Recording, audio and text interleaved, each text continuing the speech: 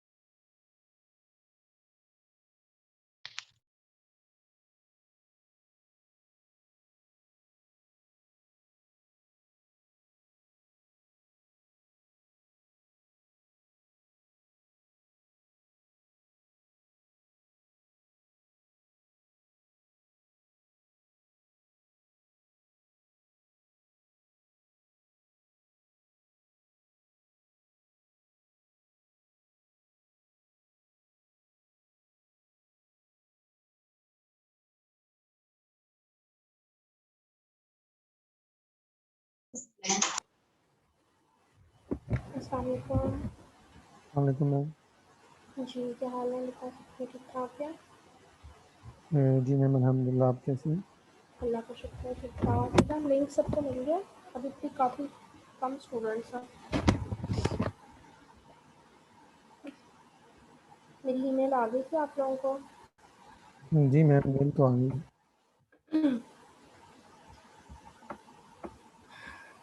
Okay, अगर किसी को पता मेल्स रिसीव नहीं हो रही तो वो मुझे प्लीज़ ईमेल कर दे, बिकॉज आई थिंक आप लोगों का ना थोड़ी पोर्टल के नेम्स चेंज हुए हैं थोड़े से, सेक्शन वगैरह।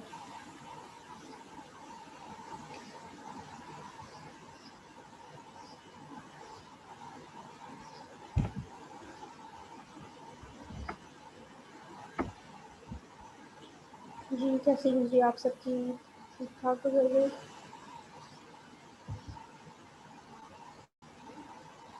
जी मैम, बस गुजर गई अल्हम्दुलिल्लाह। Yes ma'am. चलो, very nice.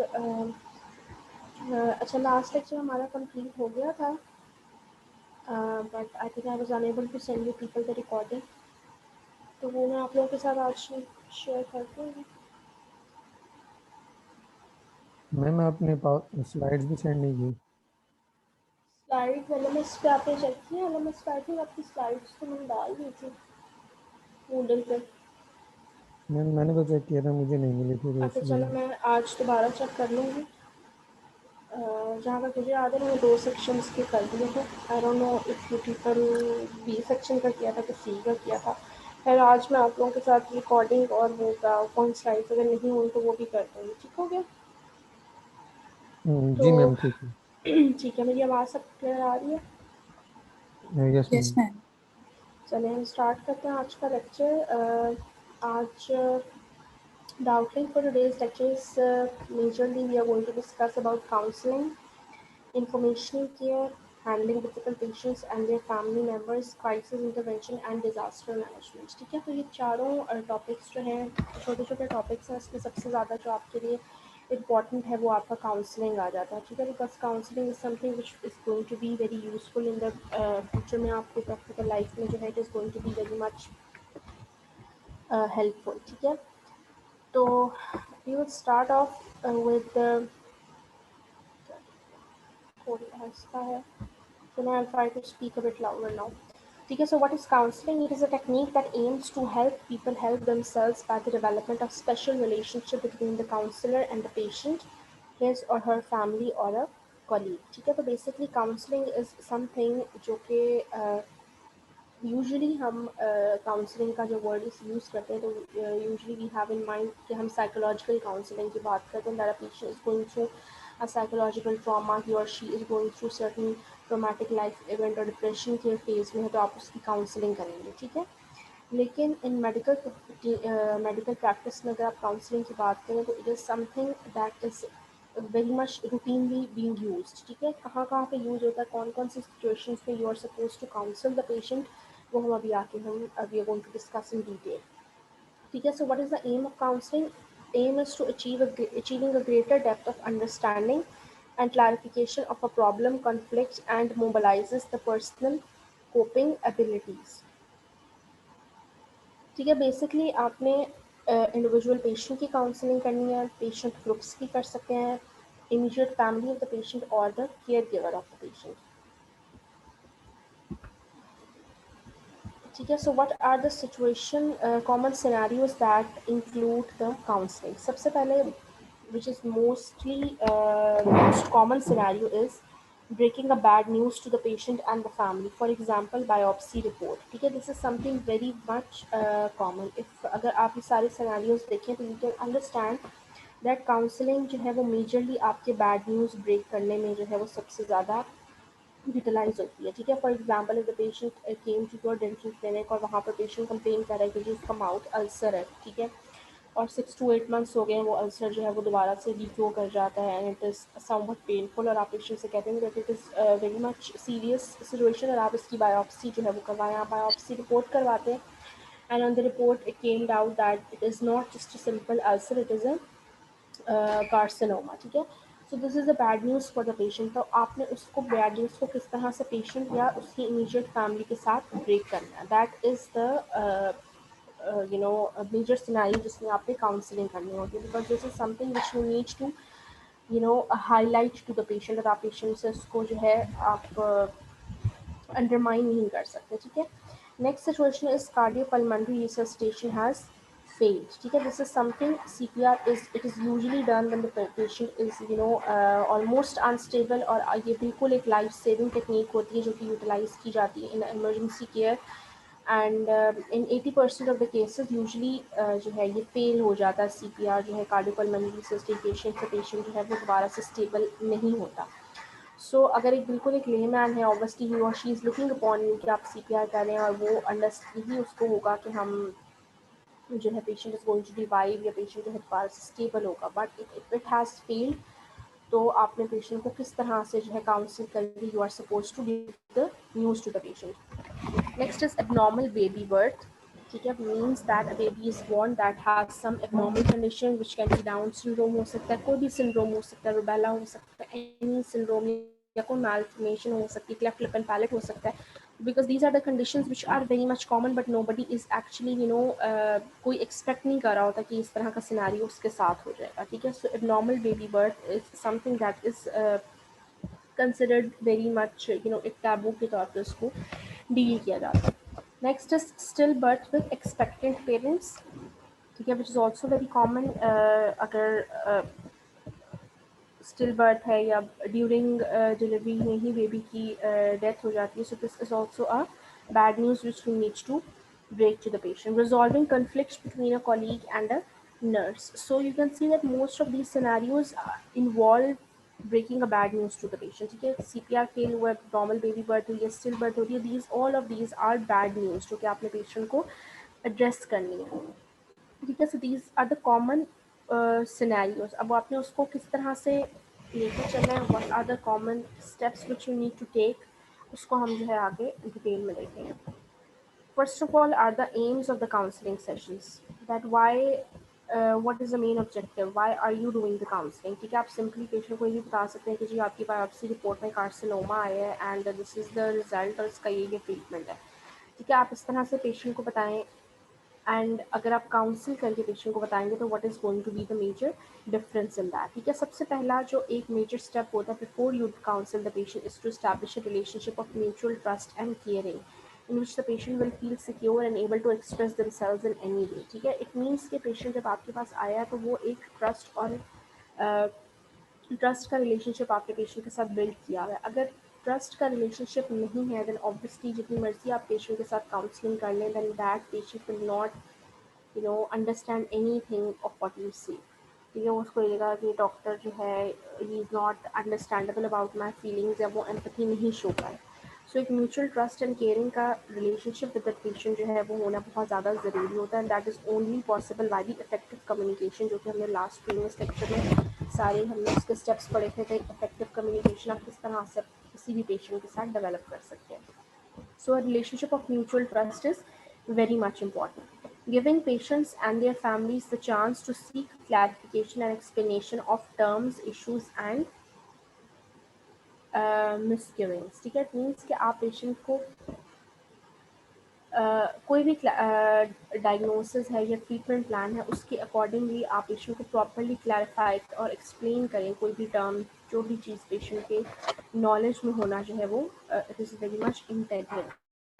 Provide opportunity to the patient or whoever being counseled to freely express his or her feelings and emotions. ठीक है, the major part of a counseling session is that not only you are speaking but you're also making the patient speak. ठीक है, patient के साथ mutual trust का relationship तब build होगा if you allow the patient to vent out his or her feelings and emotions as well. ठीक है, इसका ये मतलब नहीं कि आप पेशेंट की पूरी जो है उसकी लाइफ हिस्ट्री सुनना शुरू कर दें या उसकी इस तरह से बात करें, लेकिन एक ऑब्वियसली एक फॉर एग्जांपल आपने हर पेशेंट पे 10 to 15 मिनट्स का टाइम देना, फिर again very much longer time, तो उसमें आप पेशेंट को अपनी फीलिंग्स को एक्सप्रेस करने का चांस दें. You should not be one way conversation, always be a two-way conversation so the patient can express his emotions and feelings related to his disease, related to his treatment plan. ठीक है. Provision of reassurance. Reassurance means that आप patient को reassure कराएं that if that disease is curable तो आप उसका cure कर सकते हैं, या if for example still birth है पेशेंट के साथ तो आप पेशेंट को रीअश्योर कराएं that this is something which can happen और इसमें आपका अपना कोई ब्लेम नहीं है and in future may be this is something which can be avoided. ठीक है, तो रीअश्योर कराना बहुत ज़्यादा ज़रूरी है so that the patient can have a positive approach in his or her life. Achieving a deeper and clearer understanding of a health-related issue based on scientific and evidence-based data. ठीक है, for example, if abnormal baby birth है, ठीक है, abnormal baby birth है, and you know that patient को पहले भी normal baby birth हो चुकी है, ठीक है, the next baby is also somewhat एक क्रोमोसोमल एबनॉर्मेलिटी के साथ, ठीक है. तो आप पेशेंट को साइंटिफिक और एविडेंस बेस्ड डेटा के अकॉर्डिंगली हेल्थ रिलेटेड इशू को अंडरस्टैंड कराएंगे. You are going to tell the main causes and reasons which is leading to the abnormal baby birth.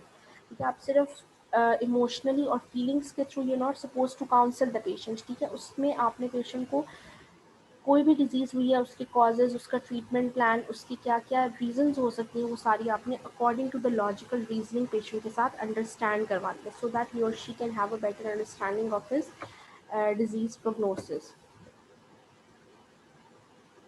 Stillbirth means that at the time of birth, the baby is not, not live. ठीक है, baby की heart beat नहीं आती, baby dead dead ही पैदा होता है. ठीक है, that is stillbirth. Sadia Riaz ने पूछा था क्वेश्चन. ठीक है.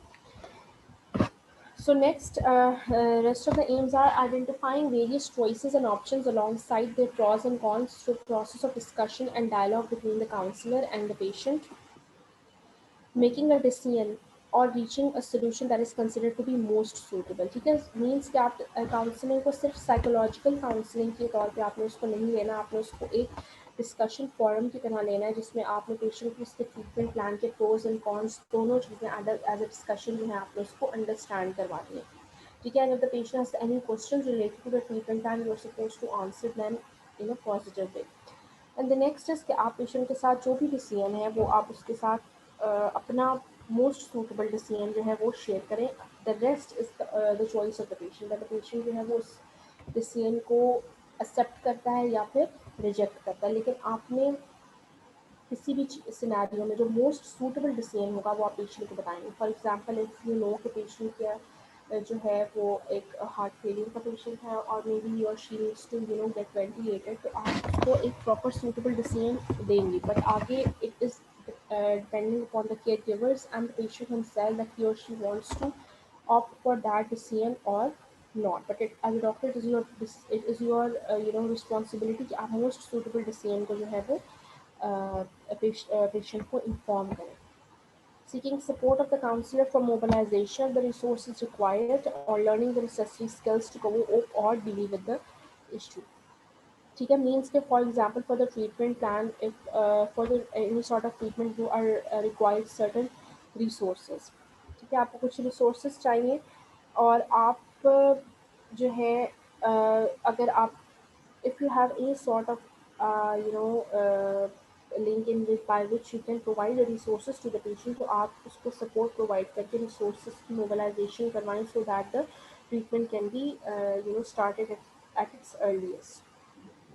Okay, so these are certain aims. By looking at these aims, you can understand that the counseling session is not only done कि वो पेशेंट को साइकोलॉजिकल बिल्डअप करे या उसको जो है ओवरऑल उसके माइंड को हीट करे. ओवरऑल काउंसलिंग सेशन का जो मेन ऑब्जेक्टिव होता है वो ये होता है कि आपने पेशेंट के साथ उसकी डिजीज़ की सिविरिटी को एड्रेस करना, उसके प्रोज एंड कॉन्स बताने हैं, ट्रीटमेंट प्लान बताना है, बेस्ट ट्रीटमेंट प्लान बताना है और आपके पेशेंट के साथ एक relationship of mutual trust and caring जो है वो अंडरस्टैंड करवाना है.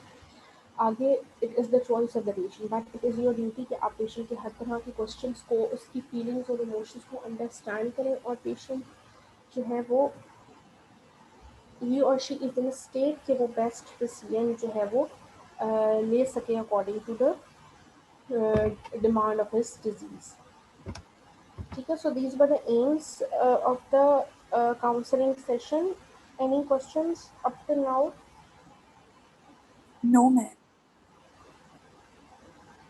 No questions. ठीक है, next are the traits of a counselor. ठीक है, as a counselor, what are some qualities that we need to have so that आप जो है पेशेंट के साथ एक बेटर रिलेशनशिप बिल्डअप करें. ठीक है, सबसे पहले अनकंडीशनल पॉजिटिव रिगार्ड. ठीक है, unconditional positive regard means main चीज़ आ रही है that you should be non judgmental. ठीक है, नॉन जजमेंटल मीन्स दैट आपके पास पेशेंट हर तरह के सोशल क्लास के साथ, हर तरह के डिफरेंट कल्चरल बैकग्राउंड के साथ आपके पास आता है, तो आप according to the cultural background या सोशल क्लास के तौर पे पेशेंट को डील ना करें. You should be non judgemental and you should have a positive information for the patient. Next is empathetic understanding. Empathetic understanding means that you should be showing empathy to the patient. आप patient को ये feel कराएं that you understand what is the patient is feeling और आप उसको ये communicate करें that I can understand that you're going through a very difficult time, you're going through a tough time, and this treatment is something that is very much difficult to do, but this is something which needs to be done. Okay, so you should be showing empathy to the patient. Okay, warmth and genuineness. Warmth and genuineness means कि आप you are this is something that you need to be uh, showing warmth as well as be genuine to the patient. Means कि आप professional role के तौर पे आप patient के साथ प्रॉपर उसकी सारी चीज़ें डिस्कस करें कि जी ये ट्रीटमेंट है और इसका ये प्रोग्नोसिस है, बट उसके साथ साथ you are suppose to show warmth to the patient, means that you are suppose to you know show your professional side as well as your personal side. ठीक है, बहुत ज़्यादा उसके बीच में एक small border line है which you need to follow while you are addressing the patient. Next is clarity. Counseling relationship should remain clear without mystery to the patient. ठीक है, क्लैरिटी होना ज़रूरी है कि आप during the counselling session patient आपके साथ क्वेश्चनिंग कर रहा है, ठीक है, और आप उसको आंसर कर रहे हैं, आप उसको क्लियर कट जो है वो अंडरस्टैंडिंग दे रहे हैं regarding his or her disease. ठीक है, so at the end of a counselling session patient जो है वो उसको किसी भी किस्म का जो है उसके माइंड में क्वेश्चन नहीं होना चाहिए। Here and now, the distressed patient would like to talk excessively about the past to avoid the reality of the present. We need to help identify present thoughts and feelings to enhance the problem solving attitude on the basis of here and now and focus on the present day issue. ठीक है, here and now का मतलब ये होता है that whenever you are breaking a bad news to the patient, तो usually the patient का सबसे पहला यू कैन से एक रिस्पॉन्स होता है कि अभी तो ही और शी वाज फाइन, अभी yesterday she was doing this and the other day she just came said this and blah blah blah। ठीक है, तो आपने हेयर एंड नाउ में पेशेंट को ये बताना है that you need to focus on the present, you need to avoid the past. ठीक है, आपने पास्ट में नहीं बात करनी, आपने प्रेजेंट को अंडरस्टैंड करना है।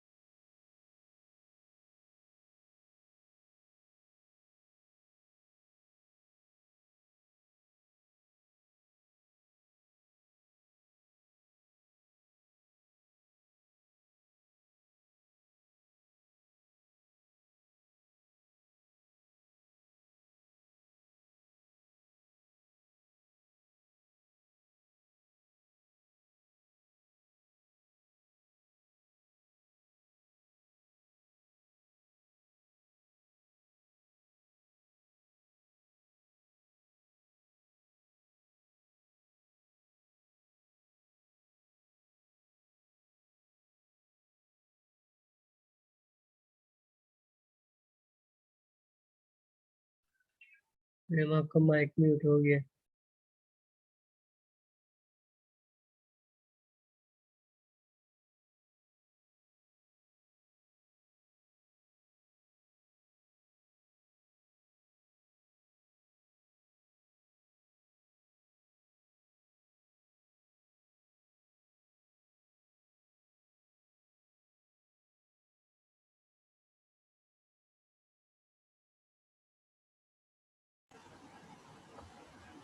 जी बेटा, so these were the major traits of a counsellor कि आप जब भी काउंसल करें तो you need to take into consideration all of these traits के आपने पेशेंट को साथ नॉन जजमेंटल होना है, you need to show empathy, you need to be warm and you need to show genuineness and you need to make sure that the patient understand what you are saying and आप patient को reality of the present जो है वो उसको जो है understand करवाएं। ठीक है, so these are the various traits. Next are what are the don'ts of counseling। ठीक है, what are the things which you need to avoid while you are doing the counseling of a patient। ठीक है, don't ask why questions। ठीक है, means कि आप ये ना पूछें that why did this happen, या पेशेंट को अगर हार्ट अटैक हुआ है, पेशेंट आपके पास आया है, एंजाइना की पेन है फॉर एग्जांपल, आप ये ना पूछें कि क्यों आपको पेन होगी, because if you are asking why question तो वो पेशेंट के लिए बहुत ज़्यादा एक पेंडिंग सिचुएशन हो सकती है। Because so whenever you are doing the counseling of the patient, you are not supposed to ask a lot of questions। ठीक है, don't use should and ought, this may imply moralisation. ठीक है, कि आप patient को ना कहें कि आपको ये करना चाहिए था, या अगर आपको जैसे फॉर एग्जांपल एक बेटी अपने फादर को लेकर आई है और वो हार्ट अटैक का पेशेंट है और आप उसको कहें कि नहीं आप 10 मिनट पहले लेकर आती हैं, या आप फ़ौरन क्यों नहीं लेकर आई, या आपको ये करना चाहिए था उस वक्त में। ठीक है, so all of these will basically demoralise the patient, और पेशेंट या उसके केयर गिवर को ये लगेगा that may be nothing can be done now. ठीक है। So during the counselling session अपने पेशेंट को इस तरह से कोई नेगेटिव एक वाइब नहीं देनी, ठीक है, आपने पॉजिटिव इंफॉर्मेशन देनी है पेशेंट को। ठीक है, don't blame the patient, obviously don't compare the patient's experience with your own and don't invalidate the patients feeling. ठीक है, आपने पेशेंट के साथ एम्पैथी ज़रूर शो करनी है, लेकिन आपने उसके साथ ये नहीं शो करना कि आप अपने एक्सपीरियंस को पेशेंट के एक्सपीरियंस के साथ जो है फेस करें, कंपेयर करें, because you are seeing a lot of patients every day, लेकिन पेशेंट के लिए that is something very much उसके लिए तो वो एक फर्स्ट एक्सपीरियंस ही होता है ना। ठीक है, so you not suppose to compare the patient's experience with your own, don't invalidate the patient's feelings. ठीक है, this is also very important कि पेशेंट की फीलिंग्स को आपने अंडरस्टैंड करना। आपने for example the patient is in pain, तो आप उसको ये ना कहें कि आपको इंजेक्शन लगा दिया है, अब आपको पेन क्यों हो रही है। This is something which you need to understand the patient is going through a very difficult phase of his or her life. So during the counseling session, you're not supposed to ask a lot of questions. You're not supposed to, blame shame the patient. You're not supposed to invalidate the patient's feeling. ठीक है।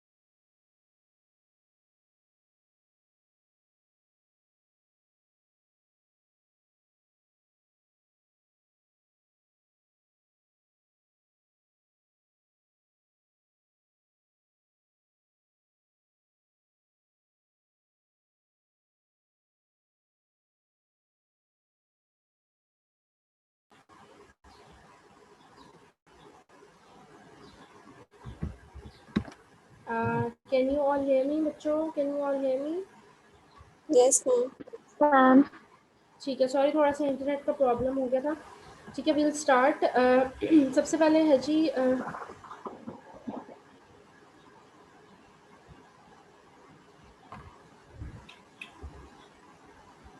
जी हम बात कर रहे थे counselling की misconceptions की। ठीक है, misconceptions about counselling means that whenever you are doing the counselling of the patient, तो आपने ये there are some misconceptions that we have कि ड्यूरिंग द काउंसलिंग सेशन ये चीज़ें जो है होनी चाहिए। ठीक है, सो सबसे पहला है it makes the people less emotional. ठीक है, that is not the case. For example, if you are breaking a bad news to the patient, तो आपने बहुत ज़्यादा खुद को मेंटली स्टेबल रख के आपने स्ट्रांग होकर पेशेंट के सामने जो है बैड न्यूज़ को ब्रेक करना है। ठीक है, इफ़ यू आर अगर आप खुद से ही मेंटली स्टेबल नहीं होंगे और आप जेन्युइनली होकर बात नहीं करेंगे, खुद भी रोना शुरू कर देंगे पेशेंट के सामने, तो ऑब्वियसली आप पेशेंट को क्या काउंसिल करेंगे। ठीक है, तो it is not that you are making the patient less emotional, but you are basically being strong.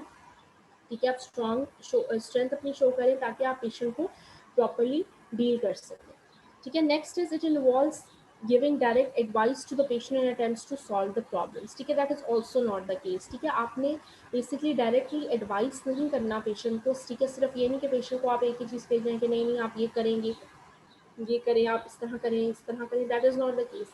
आपने पेशेंट की फीलिंग्स को अंडरस्टैंड करके according to the feelings of the patient अपना काउंसलिंग सेशन स्टार्ट करना है। ठीक है, अगर आपको अपने काउंसलिंग सेशन में ये आप देखते हो कि पेशेंट को आप जो बात कहोगे वो मान लेगा, आप जो ट्रीटमेंट प्लान दोगे वो पेशेंट उसको अंडरस्टैंड करके वही ऑप्ट करेगा, तो आपको बार बार ये चीज़ कहने की ज़रूरत नहीं है कि आप ये ट्रीटमेंट प्लान लें, because you already know that the patient is going to opt that choice जो कि आपने उसके लिए ऑप्ट की। बट आपने ये चीज़ ऑब्जर्व की है ड्यूरिंग द काउंसलिंग सेशन के पेशेंट को थोड़ी सी मॉरल सपोर्ट की ज़रूरत है, तो आप अपने काउंसलिंग सेशन में मॉरल सपोर्ट देंगे। ठीक है, so counselling is not only about giving the advice to the patient. ठीक है, आप पेशेंट की ओवरऑल मेंटल स्टेटस को अंडरस्टैंड करते हुए आप पेशेंट को जो है उसको डील करते हैं। अगर पेशेंट को मॉरल सपोर्ट की ज़रूरत है तो आप मॉरल सपोर्ट देंगे during the counselling session. Next is it involves challenging a patient's feeling and perception in order to impose one's own value and perception. That is entirely not the case. ठीक है, आप patient के सामने most suitable decision रखते हैं। ठीक है, उसके बाद it is the choice of the patient कि वो इस चीज़ को ऑप्ट करता है या नहीं। ठीक है, आप पेशेंट के सामने फॉर एग्जांपल दो डिसीजन रखते हैं और आप पेशेंट को बताते हैं कि ये डिसीजन सबसे बेस्ट है, इसके ये प्रोज हैं, ये कॉन्स हैं, और जो ये वाला डिसीजन है इसके ये प्रोज हैं, ये कॉन्स हैं। ठीक है, आगे it is the you know choice of the patient कि वो उस चीज़ को किस तरह से बेटर तौर पर अंडरस्टैंड करके बेस्ट डिसीजन जो है वो कौन सा ऑप्ट करता है। It is an activity that implies the need of the counsellor to make people feel and function better. ठीक है, that is also not the case. ठीक है, काउंसलर की नीड नहीं होती हमेशा। जो पेशेंट को आप काउंसिल कर रहे हो तो काउंसलिंग उसकी नीड होती है। ठीक है, पेशेंट को मॉरल सपोर्ट की ज़रूरत होती है, साइकोलॉजिकल सपोर्ट की ज़रूरत होती है, ओवरऑल उसको अपने जो है उसकी अपनी डिजीज़ के बारे में जानने की जो है उसका राइट होता है। तो सर्टन मिसकंसेप्शंस में आपने इस चीज़ को अंडरस्टैंड करना है कि आप काउंसलिंग में सिर्फ पेशेंट को एडवाइस नहीं करें कि आप पेशेंट के सामने बस एक बात को लेके बैठ जाएंगे। नहीं नहीं, आपने रोज़ सुबह मॉर्निंग वॉक करनी ही करनी है, चाहे आप जो मर्जी हो जाए, आपने मॉर्निंग वॉक करनी है। ठीक है, this is not the case. आप पेशेंट को अंडरस्टैंड करें कि पेशेंट इस बारे में क्या फील करता है। Maybe the patient says कि मैं सुबह मॉर्निंग वॉक नहीं करने जा सकती, I have to go I have to wake up early, I have to make breakfast, I have to send my kid to school, and then I have to get up and go to my work. ठीक है, तो आप patient की feelings को counselling का main मकसद ये होता है कि आप पेशेंट की इमोशंस और फीलिंग्स को अंडरस्टैंड करके उसके सामने उसका जो भी मसला है उसको अकॉर्डिंगली उसको सॉल्व करने की कोशिश करें। It is not only about giving the best choice to the patient. Best choice आपने दे दी, आगे इट इज़ द पेशेंट की वो बात है कि वो उस चीज़ को किस तरह से अंडरस्टैंड करता है। ठीक है, दिस वाज अबाउट काउंसलिंग। ठीक है, हमने काउंसलिंग की डेफिनेशन देखी, हमने ट्रेट्स देखे ऑफ अ काउंसलिंग, हमने मेजर एम्स देख लिए और डोंट्स ऑफ काउंसलिंग हमने देख ली। नाउ नेक्स्ट हम आपका जो हमारा टॉपिक है दैट इज इंफॉर्मेशन केयर। ठीक है, इंफॉर्मेशन केयर और काउंसलिंग में बहुत थोड़ा सा ही डिफरेंस है, मोर और लेस। ठीक है, यू कैन से कि जो इंफॉर्मेशन केयर है वो आपकी काउंसलिंग का ही पार्ट है। ठीक है, आप उसको इस तरह से जो है वो देख सकते हैं। ठीक है, so provision of information to the patient regarding the disease, drug and doctor. 3 Ds that concern him or her is known as information care। ठीक है, information care का मतलब है कि आप पेशेंट को information प्रोवाइड कर रहे हैं, आप पेशेंट को बता रहे हैं कि ये चीज़ें जो हैं उसके लिए ज़रूरी हैं, आप उसकी डिजीज़ के बारे में उसको बता रहे हैं, आप उस डिजीज़ के ट्रीटमेंट के बारे में बता रहे हैं और आप उस स्पेशलिस्ट के बारे में बता रहे हैं जो पेशेंट को ट्रीट कर रहे हैं। These are all the points जो कि इंफॉर्मेशन केयर में आ जाते हैं। somebody is saying moral support define करते हैं। moral support डिफाइन, देखो moral support होती है जैसे कि फॉर एग्जांपल आप में कहीं पे परफॉर्म करना है, ठीक है, फॉर एग्जांपल आपको कहीं पे डिबेट में परफॉर्म करना है और आप अपनी फ्रेंड को साथ लेके जाते हो कि आपने तुम मेरे साथ चलो, मेरे साथ मॉरल सपोर्ट के लिए, ठीक है, ही और she will be there you know to plot for you. वो आपको जो है अगर आप एंजाइटी फील करेंगे तो आपको बेटर। मॉरल सपोर्ट का मतलब होता है कि जो काम है वो तो आपने खुद करना है, लेकिन उसके साथ पेशेंट को इमोशनली जो है एक बैलेंस में रखना कि वो एंजाइटी में ना जाए, उसको आप मॉरल सपोर्ट कह सकते हैं। ठीक है, सो इन्फॉर्मेशन केयर में there are some questions that need to be answered. 7 questions होते हैं। First question is what is wrong with me, ठीक है, पेशेंट को आपने डायग्नोसिस बताया। Next is why I have developed this disease, aetiology, ठीक है, डिजीज हो गई है, अब मुझे हुई क्यों, what can be the major reason for that, ठीक है, वो आपने पेशेंट को बतानी है। ठीक है, ये सारी चीज़ें आपकी इन्फॉर्मेशन केयर में आ जाती है। Next is there any effective treatment to the problem? Is the treatment safe? Are there any serious or dangerous side effects? ठीक है, अब आपने पेशेंट को डिजीज़ के बारे में बता दिया, आपने पेशेंट को उस डिजीज़ का कॉज बता दिया। नाउ आपने पेशेंट को उस डिजीज़ का ट्रीटमेंट बताया। ट्रीटमेंट के साथ साथ आपने उस ट्रीटमेंट के साइड इफेक्ट्स भी पेशेंट को बताने।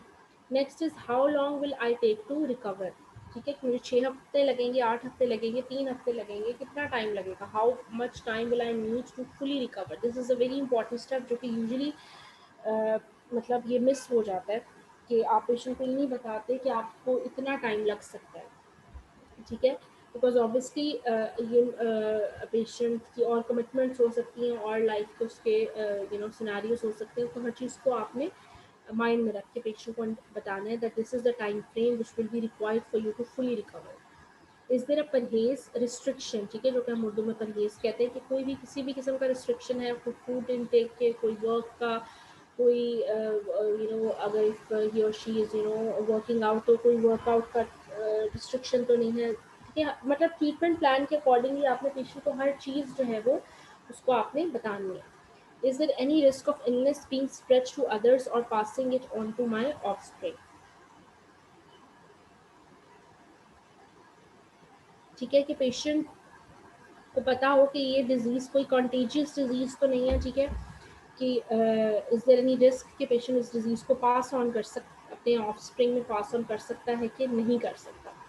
How will the treatment influence my functioning, can I continue to work और रेस्ट। ठीक है, this is also very important. ठीक है, आप पेशेंट को कहते हैं कि जी फॉर एग्जांपल आपने सिंपल एक पेशेंट की सर्जिकल एक्सट्रैक्शन की, आपने उसके साथ एंटी इन्फ्लेमेटरी के साथ साथ पेशेंट को एक ऐसी पेन किलर दी है जिसमें जो कि CNS डिप्रेसेंट है, ठीक है, उससे पेशेंट को बहुत ज़्यादा नींद आएगी और आपने पेशेंट को बताया नहीं, ठीक है, पेशेंट ने छुट्टी भी नहीं ली ऑफिस से, वो वहाँ पर जाके जो है वो बिल्कुल नींद बेहोशी की हालत में और वो कह रहा है कि जी मुझे सख्त नींद आ रही है। ठीक है, तो आपने पेशेंट को बताना है कि ये भी जो मैं आपको मेडिसिन दे रहा हूँ इससे हो सकता है आपको थोड़ी सी नींद है, तो इट्स बेटर कि आप इसको रात को लेकर सोएं, सुबह के टाइम में ना लें। ठीक है, तो ये छोटी छोटी बातें होती हैं जो कि इंफॉर्मेशन केयर में आती हैं कि आपने पेशेंट को ये सब चीज़ें बतानी होती है, because for you may be these things are very normal, या आपकी ये रूटीन की चीज़ हो, लेकिन पेशेंट के लिए वो बिल्कुल एक न्यू चीज़ हो सकती है। So these are some questions which you need to ask the patient whenever you are starting any treatment plan। ठीक है, 7 एसेंशियल्स इन्फॉर्मेशन केयर में, क्या आप इन्फॉर्मेशन दे रहे हैं पेशेंट को तो उसमें क्या चीज़ें जो हैं वो इसेंशियल हैं। ठीक है, सबसे पहले the session must take place in that language that a patient can understand. ठीक है, पेशेंट को पंजाबी समझ आती है, आप उर्दू बोली जा रहे हैं, या पेशेंट को पश्तो समझ आती है, आप पंजाबी बोली जा रहे हैं, that is not the case. ठीक है, आप जो लैंग्वेज पेशेंट को अंडरस्टैंडेबल है आपने उससे नहीं बात करी। अगर आप वो नहीं बात कर सकते, आप किसी अपने दूसरे कोलीग को बताएं कि भाई ये बात इनको अंडरस्टैंड करा दें, बिकॉज पेशेंट को जब तक बात समझ नहीं आएगी तो ऑब्वियसली वो एक आपका रिलेशनशिप बिल्डअप नहीं होगा। ठीक है, it must start with the patients knowledge, understanding and expectations. ठीक है, पेशेंट की नॉलेज आप पहले असेस करना शुरू करें। ठीक है, फॉर एग्जांपल एक पेशेंट आपके पास आया और आप उसे कहते हैं कि जी आपको जो है ना आर्थराइटिस का इशू है, ठीक है। तो आप पहले असेस करें कि पेशेंट आर्थराइटिस के बारे में क्या जानता है, पेशेंट को क्या क्या नॉलेज है इसके बारे में, ठीक है। उसके बाद फिर आप पेशेंट को बताना शुरू करें कि ये मसला है, इस तरह से ये प्रॉब्लम्स आपको आ सकते हैं, this is the major reason for that. पहले पेशेंट की नॉलेज को असेस करें कि पेशेंट ऑलरेडी क्या चीज़ जो है वो ऑलरेडी जानता है अपनी डिजीज़ के बारे में, ठीक है। उसके बाद the doctor should then remove the myths and misconceptions and replace them with scientific basis, ठीक है। फॉर एग्जांपल अगर आर्थराइटिस की बात करें तो पेशेंट कहता है कि हाँ मैंने सुना है कि आर्थराइटिस जो है वो आपको नीज में हो सकता है, और मैंने सुना है कि ये रनिंग से बहुत ज़्यादा होता है, शायद मैं रनिंग बहुत ज़्यादा करता हूँ उसकी वजह से may be I am suffering from this disease, ठीक है। तो आप पेशेंट की इस मिथ को दूर करें कि arthritis is not concern with your running, ठीक है। This is a joint disease जो कि विद एज हो जाता होता है, और इसका आपने फिर क्या जो है किस तरह से आपने इसको according to the scientific logical reasoning के साथ आपने पेशेंट की मिथ्स अगर कोई है तो आपने उनको रिड्यूस करना है। The task of giving information should be professionalized, it should be evidence based, do not give false hope, ठीक है। फॉर एग्जांपल अगर पेशेंट आपके पास आर्थराइटिस की लास्ट स्टेज पे आया है आपके पास, ठीक है, और लास्ट स्टेज पे आया बिल्कुल, और आपको जो है बिल्कुल पता है कि अब इसके बाद जो है मेडिसिन जो है वो through out the life patient लेता रहेगा, और अल्टीमेट जो इसका ट्रीटमेंट है वो नी रिप्लेसमेंट है। फॉर एग्जांपल अगर नी में आर्थराइटिस है तो आप पेशेंट को फॉल्स होप नहीं देंगे कि नहीं आप 1 महीना ये मेडिसिन खाएं और हो सकता है 1 महीने तक आप बिल्कुल ठीक हो जाएंगे। आपने फॉल्स होप पेशेंट को नहीं देगी, वेदर आपको जितना मर्जी पता हो कि ये पेशेंट जो है वो इस चीज़ को आपने बिल्कुल प्रोफेशनल तरीके से पेशेंट के साथ जो है डील करना है। दिस इज़ द हम इंफॉर्मेशनल केयर की बात करें, ठीक है। इंफॉर्मेशनल केयर में आपने पेशेंट को बिल्कुल भी किसी भी किस्म की फॉल्स होप नहीं देनी। अगर आपको पता है कि पेशेंट का ये मसला थ्रू आउट लाइफ रहेगा और उसको थ्रू आउट लाइफ मेडिसिन पे रहना पड़ेगा, तो दैट इज़ दी थिंग, आपने उसको जो है वो ये चीज़ आपने ऑलरेडी उसको बता देनी।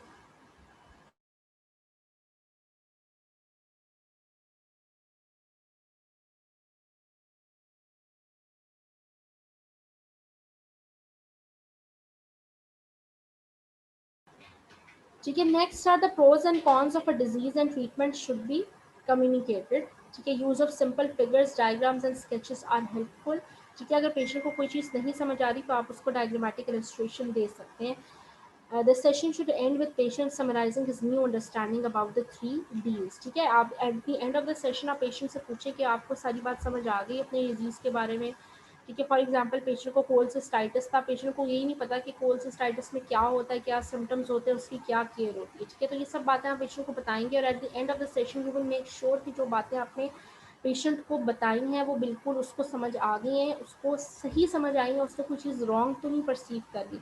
तो ये सारे जो हैं 7 एसेंशियल्स हैं जो कि आप इंफॉर्मेशनल केयर के सेशन में पेशेंट से डील करेंगे, ठीक है। Any question up till now?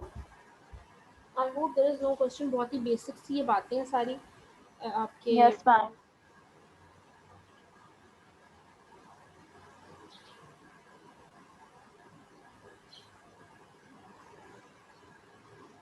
ठीक हो गया। Next is handling difficult patients and their families, ठीक है। अब आपने difficult patient and their families को किस तरह से डील करना है, ठीक है। सबसे पहले आपने अंडरस्टैंड करेंगे डिफिकल्ट पेशेंट होता क्या है। पेशेंट आपके पास बहुत तरह के आते हैं। डिफिकल्ट पेशेंट वो होता है जो कि आपकी बात को सही तौर पर असेस नहीं कर पाता, या जो बहुत ज़्यादा क्लिंगी होता है, एग्रेसिव होता है फॉर एग्जाम्पल, या उसको लगता है कि बस उसको सब पता है, डॉक्टर को कुछ नहीं पता, ठीक है।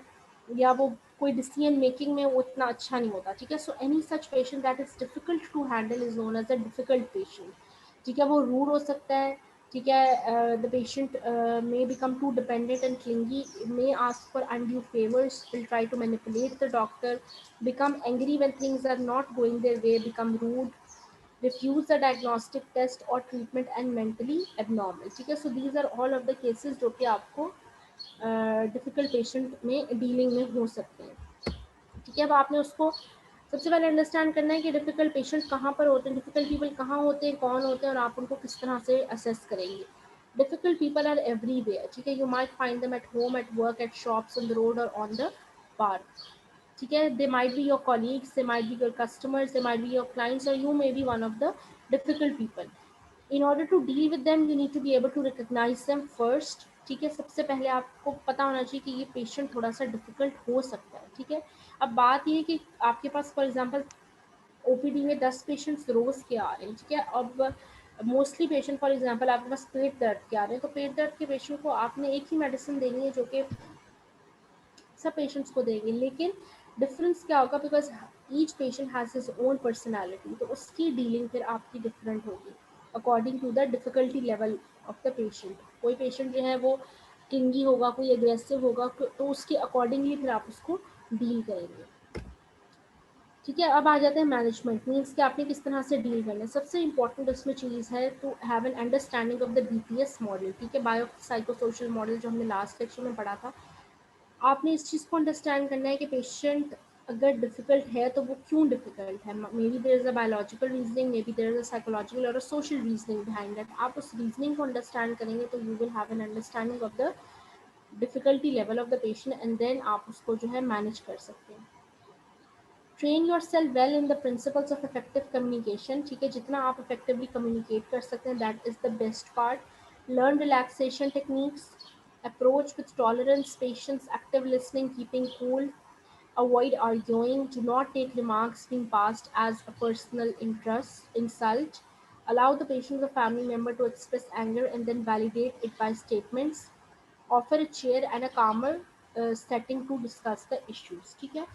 तो बेसिकली ओवरऑल एक अगर हम चंक निकालें इस पूरी मैनेजमेंट में, तो सबसे ये है कि आपने सबसे पहले पेशेंट कि बीपीएस मॉडल के अकॉर्डिंगली उसकी असेसमेंट करनी है, ठीक है। असेसमेंट करने के बाद आपने पेशेंट के साथ इफेक्टिवली कम्युनिकेट करना है, ठीक है।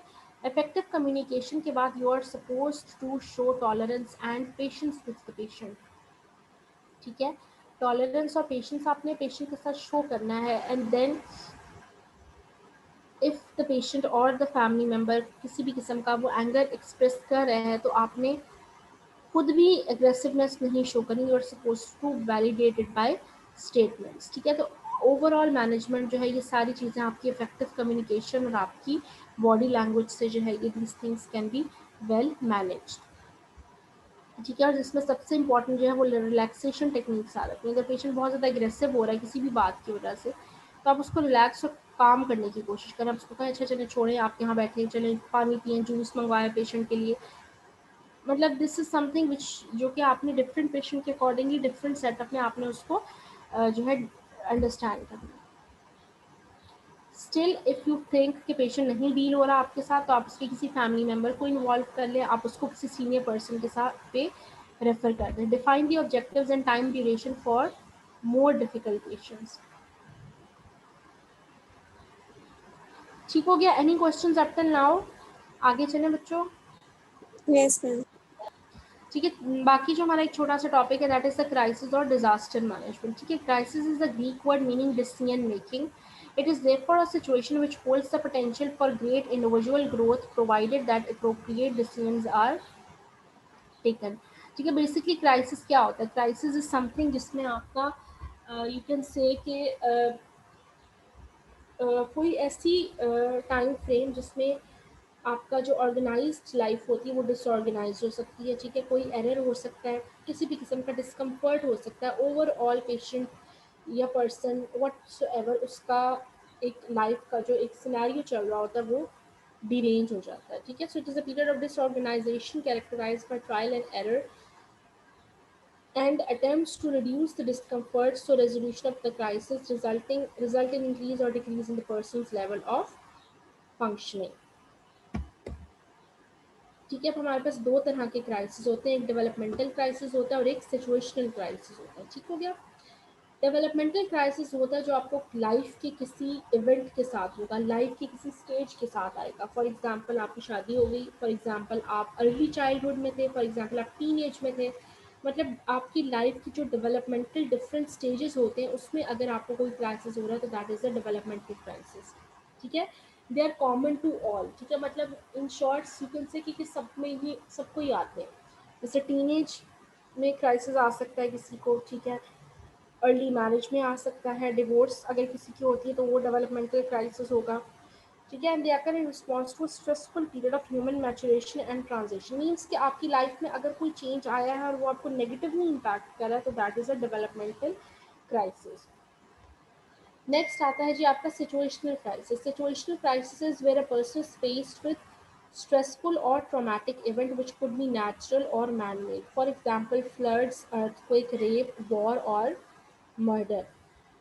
ठीक हो गया? इसका मतलब ये है कि आपको कोई भी स्ट्रेसफुल या ट्रॉमेटिक इवेंट हुआ है, ठीक है, जिसमें फ्लड हो सकता है, अर्थक्वेक हो सकता है, कोई फॉर एग्जांपल आपके घर में कोई रॉबरी हो गई है, ठीक है, मतलब एनीथिंग जो कि कोई ऐसा इवेंट जो कि नॉर्मल नहीं होता, ठीक है, नॉर्मली नहीं है, नॉर्मल हो गया है आपकी लाइफ में, तो वो आपका सिचुएशनल क्राइसिस होगा। ठीक हो गया? अब इसकी मैनेजमेंट के हमारे पास 3 फेजेस होते हैं, emergency phase, rehabilitation phase and recovery phase. Emergency phase होता है जब आपको पता लगा कि अच्छा अब ये आपके साथ प्रॉब्लम हो गई है। रिहैबिलिटेशन फेज में होता है दैट नाउ आप थोड़े से जो हैं आप डिप्रेशन से बाहर आ गए, नाउ आप कह रहे हैं कि now I need to take over my life और मैं अब इस चीज़ से बाहर आने की कोशिश करता हूँ। एंड देन रिकवरी में you are taking little steps कि आप इस चीज़ से बाहर आ सकें। Emergency, rehabilitation and then recovery phase. ठीक है, इसका एक पूरा मॉडल है हमारे पास, Robert 7 stage model of crisis management. इसमें ये फर्स्ट 2 स्टेजेस आपकी इमरजेंसी फेज में आती हैं, 3, 4, 5 आपकी रिहैबिलिटेशन फेज में आती हैं, 6 and 7 are part of your recovery phase. ठीक है, सबसे पहले stage 1 is assess the lethality, means कि आपने सिविरिटी देखी कि क्राइसिस कितना बड़ा क्राइसिस है। ठीक है, फॉर एग्जांपल अगर कोई भी फ्लड आ गया फॉर एग्जांपल, तो फ्लड कितना बड़ा है, कितने एरिया को वो कर सकता है, कौन कौन सी चीज़ ख़राब हो सकती है, कितने लोग जो हैं वो उससे जो है फेस कर सकते हैं। तो you need to assess the severity of the crisis first. जब तक आपको किसी चीज़ की सिविरिटी नहीं पता होगी, you will not be able to understand कि इसके क्या आपके पे आफ्टर इफेक्ट्स आ सकते हैं। Next is establish report. Establish report का मतलब है कि आप देखें कि आपके साथ साथ और कौन से लोग हैं जो कि इस क्राइसिस से सफ़र कर रहे हैं। ठीक है, जब आप एक टीम बन जाएंगे then it will be much easier for you to overcome this crisis. ठीक है, रिपोर्ट का मतलब होता है कि आपने एक ग्रुप बना लिया, जो जो लोग इस चीज़ से अफेक्ट हुए हैं, आप उन सब लोग मिलकर इस चीज़ से बाहर आने की कोशिश करें। Next is identify the major problems. ठीक है, identify major problem, for example अगर फ्लड आ गया तो फ्लड के बाद सबसे मेजर प्रॉब्लम है कि इलेक्ट्रिसिटी शॉर्टेज हो गया, शॉर्टफॉल हो गया, अब आपके पास इलेक्ट्रिसिटी नहीं है, how are you going to live your life. ठीक है, तो मेजर प्रॉब्लम को आप सबसे पहले आइडेंटिफाई करें कि सब इस क्राइसिस में सबसे मेजर प्रॉब्लम आपके लिए क्या है, उसके बाद आप उसके सोल्यूशन की तरफ जाएं। Stage 4 is deal with feelings. Deal with feelings means that you are not only आप बिल्कुल एक प्रोफेशनल वे में नहीं डील करेंगे, आप फीलिंग्स को भी अंडरस्टैंड करेंगे कि कितनी जो है वो फॉर एग्जांपल अगर एक फ्लड की हम अगर एग्जांपल ले लेते हैं, फ्लड आ गया, ठीक है, एक विलेज है उसमें फ्लड की सारी सिचुएशन है, तो आप उसको उस चीज़ को विद फीलिंग्स लेके चलें कि कौन से लोग जो हैं वो उससे ज़्यादा से ज़्यादा जो है वो इफ़ेक्ट हुए हैं। सो आप उन लोगों के पास सबसे पहले जाएंगे, उनका जो अभी डिफ़िकल्ट सिचुएशन होगी उनको उससे ओवरकम करने की कोशिश करेंगे। Next is explore alternatives. ठीक है, अल्टरनेटिव्स मीन्स कि अगर कोई प्रॉब्लम आई है और वो प्रॉब्लम फ़ौरन से आपकी नहीं सॉल्व हो सकती, तो what can be the alternative that you can do. Develop action plan and then follow up. ठीक है, जो कि आपके रिकवरी फेज में आ गया कि now you know all the problems. ठीक है, आपको अपने अल्टरनेटिव्स पता है, आपके पास रिसोर्सेज आ गए, अब आप अपना प्लान क्रिएट करेंगे and then you will start to recover yourself from that crisis. ठीक है, factors which you need to remember regarding disaster. ठीक है, डिजास्टर में सबसे पहले आपने इस चीज़ को अंडरस्टैंड करना है कि जो भी ट्रॉमा होता है वो मेडिकल या सर्जिकल ट्रॉमा नहीं होता, उसके साथ साइकोलॉजिकल ट्रॉमा भी होता है। ठीक है, अगर पेशेंट का एक बाईपास ऑपरेशन हुआ है तो उसको सर्जिकल ट्रॉमा भी हुआ है, उसको मेडिकल ट्रॉमा भी हो, लेकिन उसके साथ साथ पेशेंट एंजाइटी में डेफिनेटली होगा। ठीक है, तो आपने इस चीज़ को अंडरस्टैंड करना है कि साइकोलॉजिकल चेंजेस जो हैं वो बहुत ज़्यादा प्रेजेंट होती हैं, जिसको हम यूजली इग्नोर कर देते हैं। मोस्ट वल्नरेबल ग्रुप में वुमेन, चिल्ड्रन और एजड लोग आते हैं। Provision of early psychosocial train professionals prevent long term psychiatric morbidity. ठीक है, अगर पेशेंट एंजाइटी में आ गया बहुत ज़्यादा, ठीक है, फॉर एग्जांपल एक पेशेंट का फ्रैक्चर हो गया, उसकी टांग का, रोड साइड एक्सीडेंट हुआ, ट्रॉमा हुआ उसको, ठीक है, टांग में फ्रैक्चर था और आपने उसकी सर्जिकल स्प्लिंटिंग कर दी है, ठीक है, नाउ बट स्टिल पेशेंट एक ट्रॉमा में है, तो आप उसको साथ साथ एंटी एंजाइटी ड्रग्स भी देंगे। ठीक है, आपने ये नहीं आपने इस चीज़ को नहीं देखना कि टांग ठीक हो जाएगी तो पेशेंट ठीक हो जाएगा, know that is not the case. अगर पेशेंट किसी डिजास्टर या क्राइसिस से गुजरा है, किसी ट्रॉमा से गुजरा है, तो आप उसको मेडिकल ट्रीटमेंट उसका दें साथ। That is something very essential, ताकि आप लॉन्ग टर्म साइकेट्रिक मॉर्बिडिटी को जो है उसको सही कर सकें। The psychosocial and mental health should be made integral part of the medical and surgical care to prevent the stigma. The traumatized individual or community is best recovered through providing psychological, social, and economic support to each other rather than relying on the outside source. ठीक है, आपने moral support patient को social support जो है वो provide करनी है. Do not use benzodiazepines for long term. Only for 2 weeks treatment can be given for anxiety and insomnia. Up to 1/3 develop post traumatic conditions. ठीक है, आपने 2 हफ्ते तक आप बेंजोडाइजेपिन जो कि एंटी एंजाइटी ड्रग्स होती हैं वो आप पेशेंट को दे सकते हैं, उसका कोई ऐसा लॉन्ग टर्म इफेक्ट नहीं होता। लेकिन इफ़ यू फील कि आफ्टर 2 वीक्स भी पेशेंट एंजाइटी से बाहर नहीं आ रहा, then you need professional help. आप किसी साइकियाट्रिस्ट के पास पेशेंट को रेफर कर सकते हैं। लेकिन एज अ मेडिकल प्रोफेशनल आप 2 हफ्ते के लिए बेंजोडाइजेपिन पेशेंट को आप उसको प्रिस्क्राइब कर सकते हैं। दिस इज़ समथिंग जो कि बहुत ज़रूरी है कि ट्रॉमा में पेशेंट फॉर एग्जांपल एक पेशेंट है, फॉर एग्जांपल बेड रिडन हो गया, बिल्कुल ही दोनों टांगे फ्रैक्चर हैं, उसका मैंडिबल फ्रैक्चर है, खा पी नहीं सक रहा कुछ प्रॉपर्ली, लिक्विड डाइट ले रहा है, बिल्कुल बेड पर है, आप उसको सारे ट्रीटमेंट्स दे रहे हैं, बट स्टिल पेशेंट का ब्लड प्रेशर हाई आ रहा है, ब्लड प्रेशर नॉर्मल करने के लिए मेडिसिन दे रहे हैं, but still blood pressure high आ रहा है। इट मीन्स कि पेशेंट एंजाइटी में है, बहुत ज़्यादा एंजाइटी फील कर रहा है। मे बी दैट पेशेंट वो समवन जो कि रोज़ सुबह भी रनिंग करता था, रात भी रनिंग करता था, और वो बिल्कुल बेड रिडन हो गया। तो आप पेशेंट की फीलिंग्स को अंडरस्टैंड करने की कोशिश करें that this is something which can be very harmful for the patient, और पेशेंट के अंदर ये एंजाइटी को डेवलप कर सकते हैं। ठीक हो गया? Any question up till now? बहुत ही ये आसान से ही था लेक्चर वैसे आज का। Yes ma'am.